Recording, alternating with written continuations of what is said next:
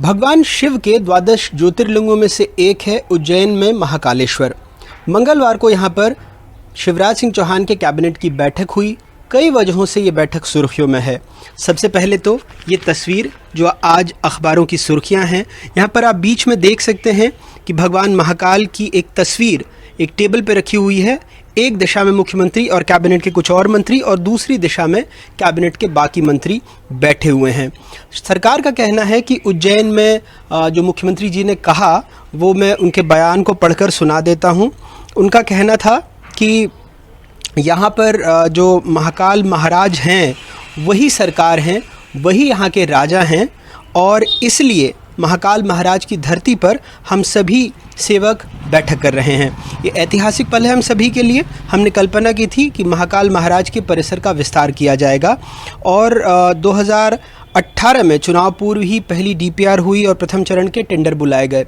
दूसरी इसकी वजह यह है कि प्रधानमंत्री नरेंद्र मोदी 11 तारीख को मतलब महीने में दूसरी बार वो मध्य प्रदेश आएंगे। महाकाल कॉरिडोर, जिसको अब कैबिनेट ने प्रस्ताव दिया है कि महाकाल में महाकाल महालोक के नाम से इसको जाना जाएगा। तो ये दो वजह हैं जिसकी वजह से ये बैठक सुर्खियों में थी। सरकार का दावा है कि 200 साल बाद उज्जैनी में सरकार की सेवक के नाते कोई बैठक हो रही है। अब इसका आधार क्या है ये तो हम नहीं बता सकते। हालांकि संवैधानिक तौर पर आप किसी भी धर्म को व्यक्तिगत तौर पर मानने को स्वतंत्र हैं, लेकिन इसको लेकर तो सवाल उठेंगे ही कि क्या संवैधानिक तौर पर भी आप किसी भी धर्मावलंबी हों, किसी भगवान की तस्वीर को आप रख कर कैबिनेट की बैठक कर सकते हैं जबकि आप पूरे प्रदेश के मुखिया हों।